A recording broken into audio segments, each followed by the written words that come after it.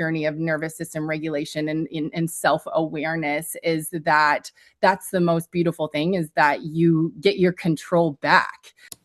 Also, if you're snapping at your kids is another indication of dysregulation. Hello, everyone. You're listening to Baby Steps, sponsored by Oxford and Soho Baby, a podcast dedicated to exploring the personal and emotional journeys of parenting. I'm your host. My name is Medea. Today I have MaKenzie, human design practitioner and nervous system strategist and mother of three. MaKenzie, welcome to the show. Hi, thank you for having me.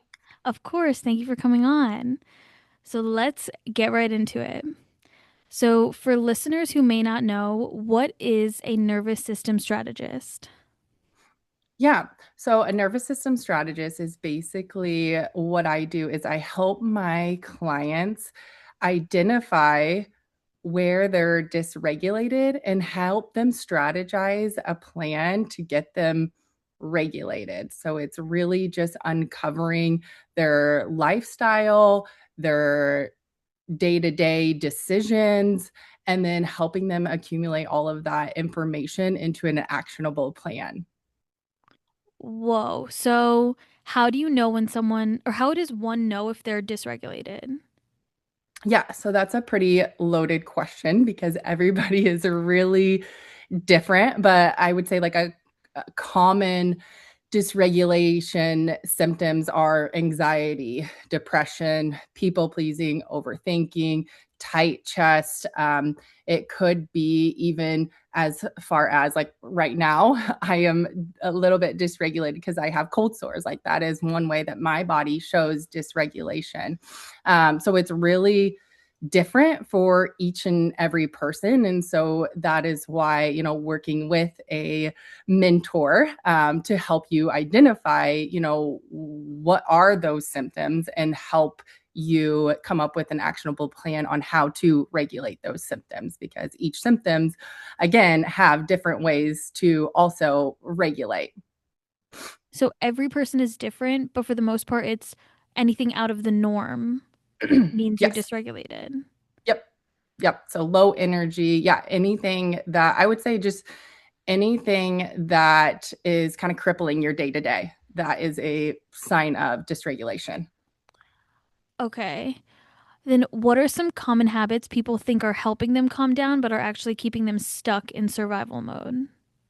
Ooh, habits that are helping them calm down but stuck in survival mode. So I would say a lot of times I would say like they're like phones, and even if they have like courses on there or um Instagram, like it is a really amazing tool. Like I get a lot of like information from there, but I also have to be very conscientious of, monitoring that I don't go down like a rabbit hole. And like, yes, it's the benefit of, gaining knowledge, but it also is, the con of that is that it is a dopamine hit. And like once you're, there for a couple seconds, like it really is not a tool that you should be relying on. So I feel like that can be a habit of, thinking that have all these, courses or resources, but they actually are all centered on your phone. So one thing that I've done to help with this situation is printing things off. So that has been something that's really worked for me, because our phone, the boundaries of it, it's just really hard to manage. So I feel like it's an amazing resource in helping, regulate, but also just having those set boundaries, and can also you can lose control pretty fast. So that's just one way how I've, tried to monitor it. So, you print things out physically. Yep. So like my meal plans are all printed out, like anything, like if there's like charts, or if there's like a questionnaire, like I really like to print them out and then handwrite things. I feel like those are habits that I've been getting into that have really helped me step away from using my phone, in my day-to-day habits, and really just brought me back to like my intuition and presence, and like physically like writing and using my head. Yeah. Is there like a limit you would say to Mm. your phone? Like, should there be like a 1 hour limit, 2 hour, or is it different for each person? I think it's different for each person. And also, it's different for like where you're at in your nervous system regulation, journey as well. Like, I feel like I'm pretty, 10 years self aware, like, knowing my boundaries, but it's taking me a lot of, years. And also, I would say a lot of, postpartum depression. It's taken me, my father, he passed by, suicide. Like, I've had to do some like initiation processes to get me to the point of, being aware of, when I am dysregulated and how to really get myself back into regulation. And it used to take me, forever. And now, that you've put it into things that you put into practice, like I can bounce back pretty quickly after that. So I would say it depends on each person, and you kind of, set those own boundaries. And I think that's the really cool thing about going down this,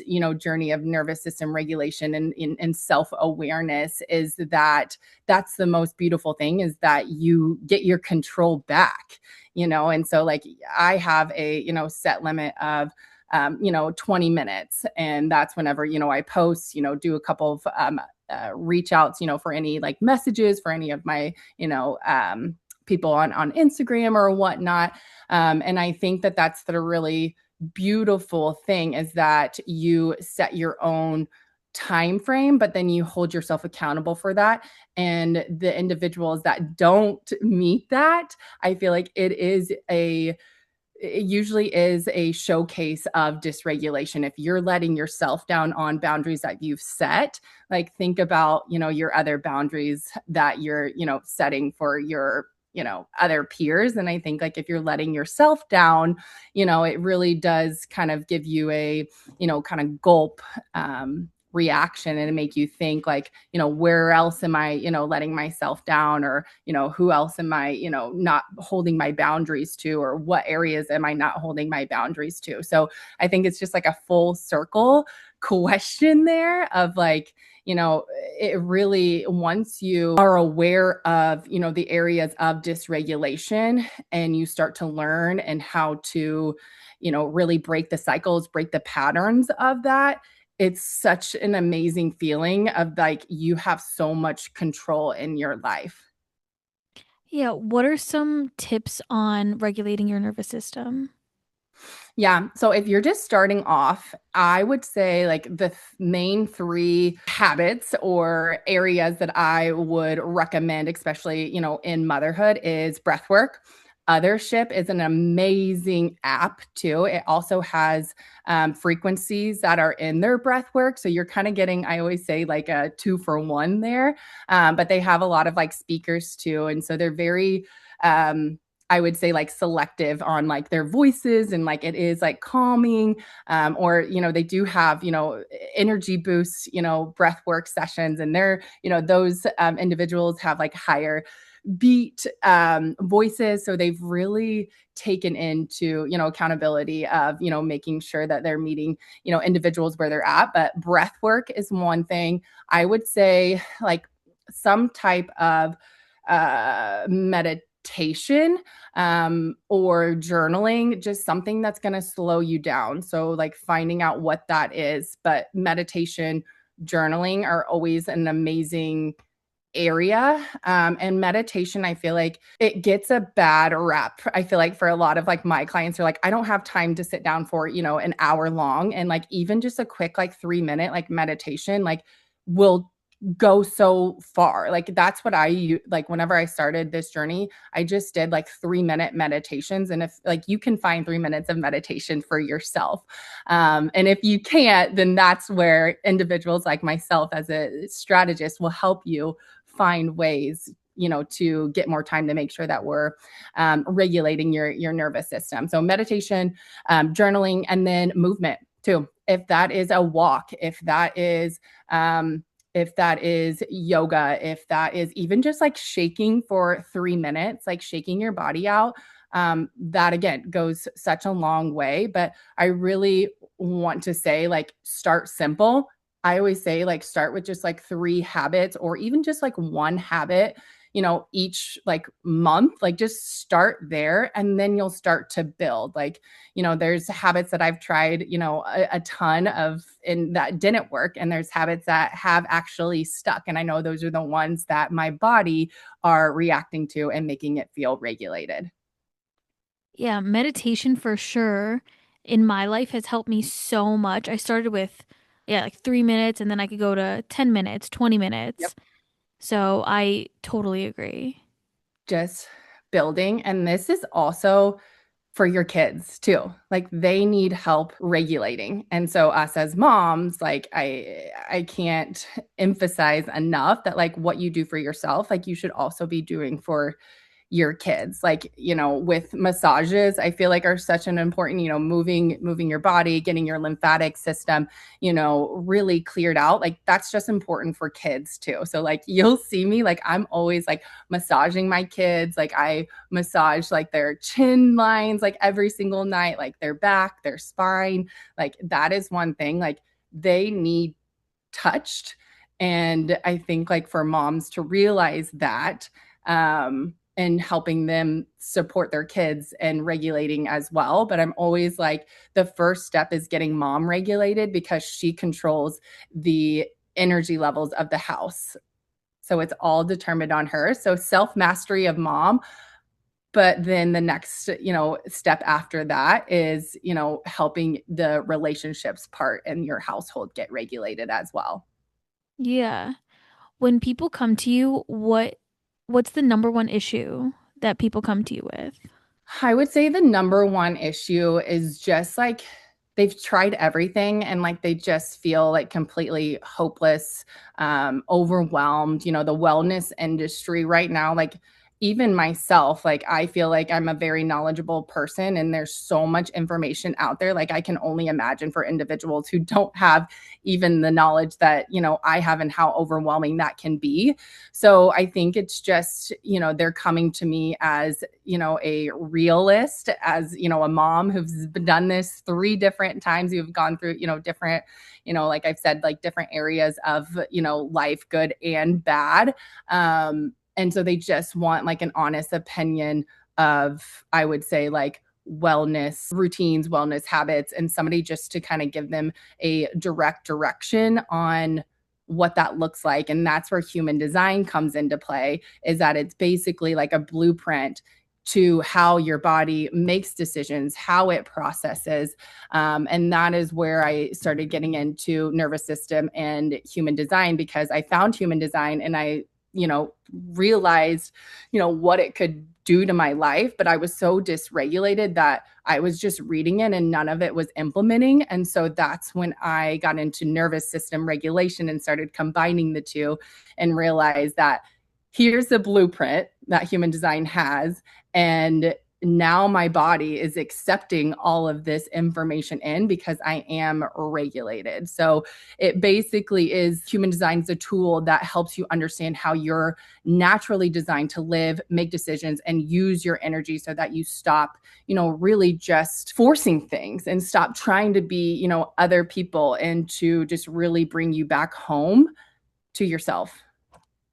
Yeah, how do you figure out a person's human design? Yep. So there's different software out there. Obviously, I want to make sure that it's reputable. But there's, if reach out and I can send you over a few that I have recommended. But there's free tools out there that you can get your human design chart. Cool. And what does it look like? Does it say like Very what? complex and a little scary, I will say. So it's basically like a human body, and there's boxes. And there's a ton of, I don't want to overwhelm the audience too much, but I would say right now, like if you were to go in and get your human design chart, like just looking at your type, there's 5 different types of energy. So I would say like that would be my main focus, is like go there and just get curious with it too. Like, do ChatGPT, do research online. Obviously, don't believe everything ChatGPT has to say, but I just think like getting just curious is your first step into that. So it is very complex, and there's so much layering into human design. that it can be intimidating. So just chunking off, like again, like building, like we said, meditations starting off at 3 minutes. Now we can do, 45. It's just like that, like starting small with your type of energy of a human design. And then you can start to explore everything that comes after that. Okay, so one step at a time, little by little, Yep. and then Little you by little. begin. I do also provide a membership because this was a missing piece of I got my human design chart and I'm like, what do I do with this? So I actually sought out, a human design coach, and she has taught me a ton of what I have known. But so my membership basically is sharing with women how to integrate their human design charts into their day to day. And also there is a like actionable item every month to regulate your nervous system. So this is a way that you can try out different nervous system regulation tools, and figure out which one is going to work best for you. Yeah, that's so helpful because doing it yourself, it's like, where do I start? What do I do? So having someone to help you, that's so beneficial. Yeah, it's like I always explain it as like, especially for like corporate gals out there, is like it's the most in-depth, like Meyer-Briggs. Have you ever taken those like personality Yes. tests or like Enneagrams? Like it is the most in-depth tool, a personality test that you can take. Okay. Okay. Because I haven't heard of human design before this. So Good. I didn't know what it was, but Good, that makes but sense. it is very popular in Australia. Like that is where my coach is from. And then also England, they actually, or Europe, they actually have it in corporations. They're hiring based off of human design. They have it in school systems. Teachers, when they get their classroom list, like all the children, they know their human design. So it just like helps everybody support everybody and how to work with one another. So it's very big in, like I said, Australia and Europe. I feel like in the United States, we're just now starting to get word of it. Yeah, that's very interesting. I'm gonna look into it. Yes, I Um, encourage you to. so for someone who feels stuck in anxiety or burnout, what's the first small shift they can realistically start with? Yeah, I think the first small shift is your self talk. And I when I always talk say about this. this is the hardest part of this journey because it's so internal that the individuals on the outside may not be able to tell right away. So you really have to stay consistent, and it takes time. Like it truly takes time. And I feel like that's one thing of like why I've been, very successful, with actually integrating human design and actually regulating my nervous system, because I am a patient person. Like I'm willing to put the time in. I don't need quick fixes. Like I think society, like that's what we've been programmed to, is like how quick can we do things now? And this journey, if you want to be successful, that's not that has to leave your mindset.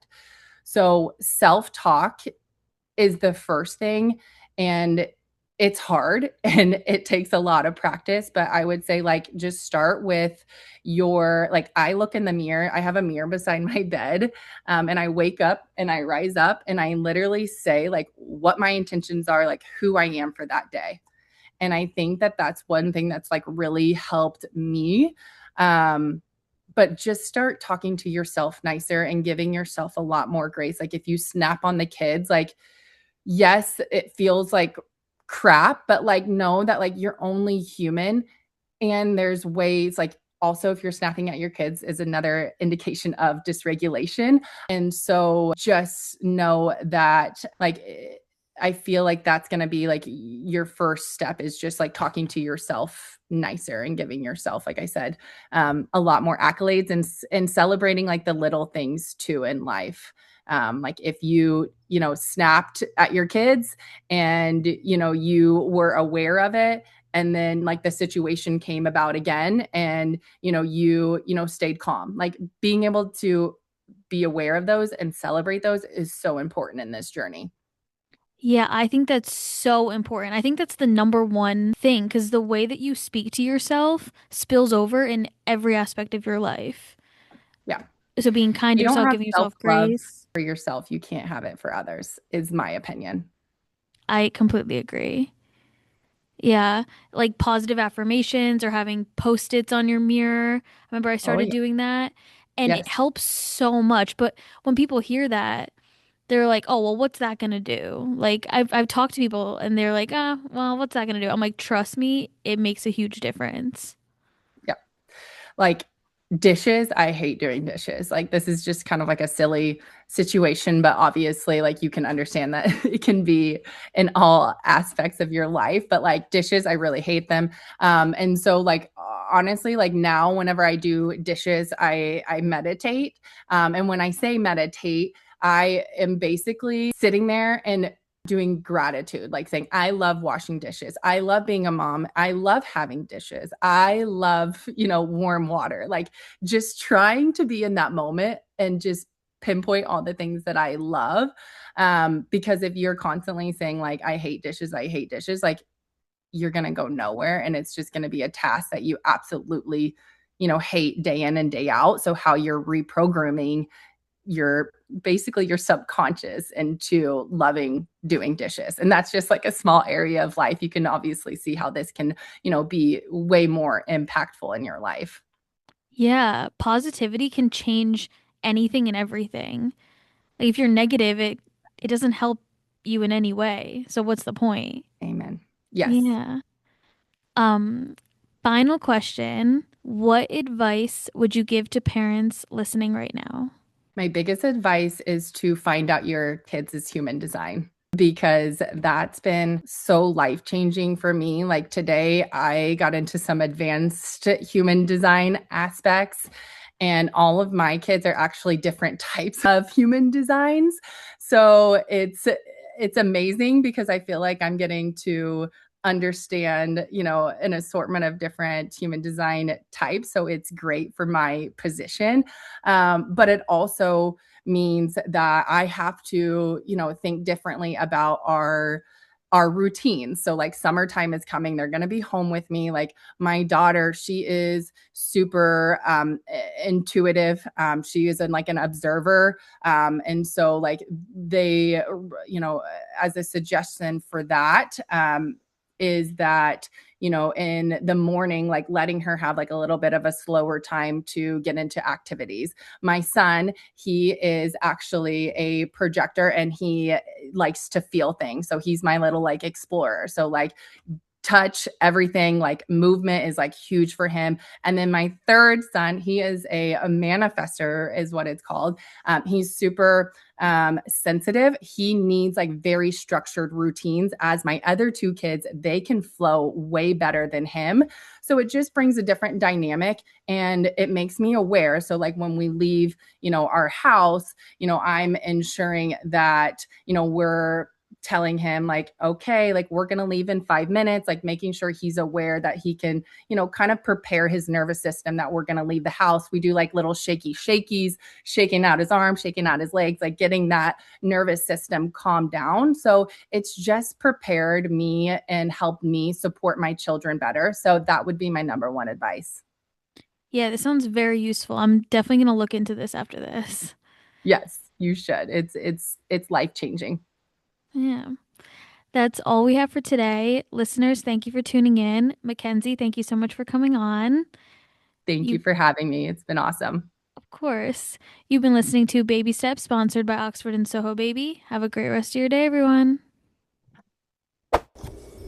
You've been listening to Baby Steps, sponsored by Oxford and Soho Baby. If you're in the market for a new crib, glider, dresser, or more, we'd love for you to check out our line of furniture. Head over to oxfordbabyandkids.com or sohobaby.com. All links are within the show notes. For more information as a listener, enter the code PODCAST10 for 10% off your total purchase, plus free shipping on all orders over $799. Thanks for listening and tune into our next episode. Bye for now, and remember, every step is a step towards progress. We hope today's story gives you the confidence and the assurance that every journey is different, but we do it together.